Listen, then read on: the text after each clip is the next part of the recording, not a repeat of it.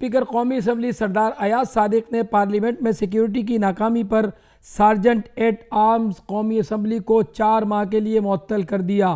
گزشتہ روز اسپیکر قومی اسمبلی سردار ایاز صادق نے پارلیمنٹ ہاؤس سے پی ٹی آئی رہنماؤں کی گرفتاری کا نوٹس لیتے ہوئے تمام گرفتار ایم این ایز کے پروڈکشن آرڈر جاری کیے تھے اور کہا تھا کہ پارلیمنٹ ہاؤس سے ہونے والی گرفتاریوں پر ایکشن ہوگا اور اس پر ہر صورت اسٹینڈ لینا پڑے گا۔ Chairman Peoples Party Bilawal Bhutto Zardari نے کہا ہے کہ بانی chairman P T I Imran Khan سے کوئی ذاتی اختلاف نہیں، لیکن جو انہوں نے کیا اور ہم بھی وہی کریں گے تو کل آپ اور میں بھی جیل میں ہوں گے۔ اسپیکر قومی اسمبلی سردار ایاز صادق کی زیر صدارت ہونے والے اجلاس میں اظہار خیال کرتے ہوئے بلاول بھٹو زرداری کا کہنا تھا کہ آج سیاست کو گالی بنا دیا گیا ہے، لیکن ہم نے اسی سیاست سے نوجوانوں کو روزگار اور معاشی انصاف دلوانا ہے۔ وفاقی حکومت نے سپریم کورٹ سے ڈیمز فنڈ میں جمع ہونے والی رقم مانگ لی۔ دیامر بھاشا اور مہمن ڈیمز فنڈ سے متعلق کیس کی سماعت چیف جسٹس پاکستان کی سربراہی میں سپریم کورٹ کا 4 رکنی بینچ کر رہا ہے۔ دوران سماعت additional attorney general Aamir Khan نے کہا کہ ہم نے ایک متفرق درخواست دائر کی ہے، ڈیمز فنڈ کے پیسے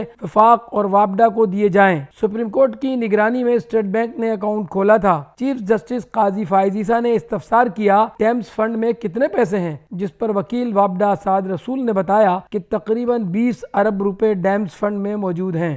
وفاقی دارالحکومت اسلام آباد سمیت پنجاب اور خیبر پختونخوا کے مختلف اضلاع میں زلزلے کے شدید جھٹکے محسوس کیے گئے ہیں۔ زلزلے کے جھٹکے لاہور، ملتان، فیصل آباد، میاں والی، بھکر، کمالیہ، ساہیوال، چیچاوتنی، خانیوال، بھلوال، چنیوٹ، حافظ آباد، ٹوبہ ٹیک سنگھ، گجرات، سرگودا، جھنگ، بورے والا، پھول نگر، حجرہ شاہ مقیم، شاہکوٹ، سانگلہ ہل، تلہ گنگ اور چکوال میں بھی زلزلے کے جھٹکے محسوس کیے گئے۔ خیبر پختونخوا میں پشاور، شمالی Waziristan, D I Khan, Lakki Marwat, Swat, Shangla, Buner, lower Dir, Malakand, Tank اور چترال میں بھی زلزلے کے جھٹکے محسوس کیے گئے۔ زلزلے کی شدت کے باعث خیبر پختونخوا اور پنجاب کے مختلف شہروں میں عوام گھروں اور دفاتر سے باہر نکل آئے اور کلمہ طیبہ کا ورد شروع کر دیا۔ زلزلہ پیما مرکز کے مطابق زلزلے کے جھٹکے دوپہر 12:28 پر محسوس کیے گئے، جس کی شدت 5.7 اور زیر زمین گہرائی 10 کلومیٹر ریکارڈ کی گئی۔ زلزلے کا مرکز ڈی جی خان کے قریب تھا۔ بھارتی میڈیا کے مطابق زلزلے کے جھٹکے بھارتی دارالحکومت نئی دہلی کے علاوہ اتر پردیش، ہریانہ، بھارتی پنجاب اور مقبوضہ کشمیر میں بھی محسوس کیے گئے۔